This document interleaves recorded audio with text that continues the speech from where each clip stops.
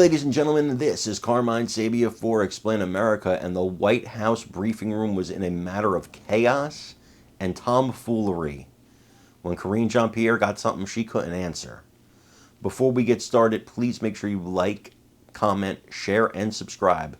Those little things really help us out, and they help our channel continue to grow. And guys, if you're not following us on YouTube, if you're not watching this particular video on YouTube, do me the favor, personally.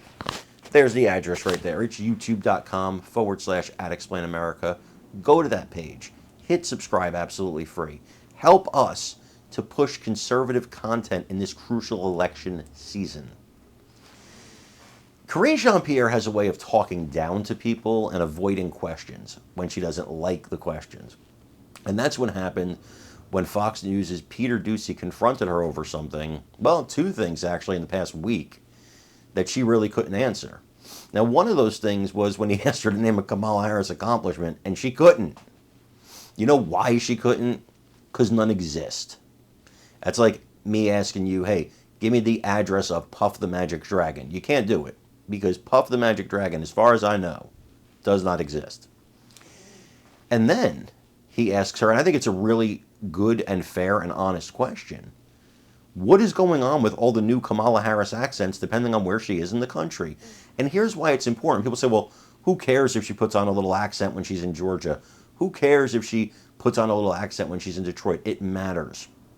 And it matters because one of the things that they knock Donald Trump on is authenticity. They say he's too authentic. He doesn't really like clean his words. He doesn't make sure he does things politically correct. He's authentic. Kamala Harris is anything but authentic. This is the most scripted, polished campaign I've ever seen. Polished to a point that it appears phony, fake, and fraudulent.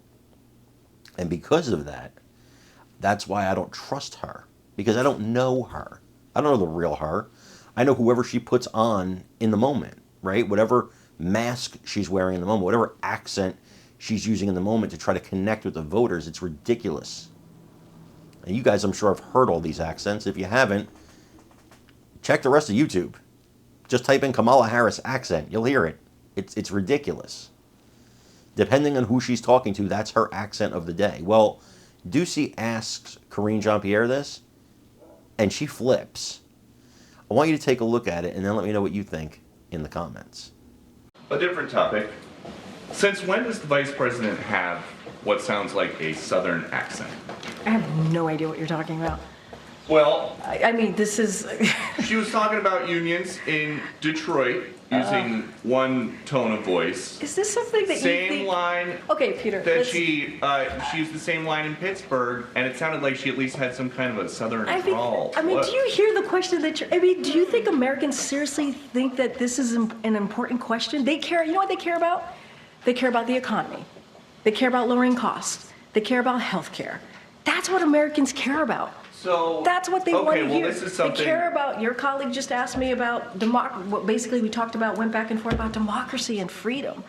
That's what they care about. I'm not even going to entertain some question about the president. It's just, hearing it sounds so ridiculous. Well, but hearing it is...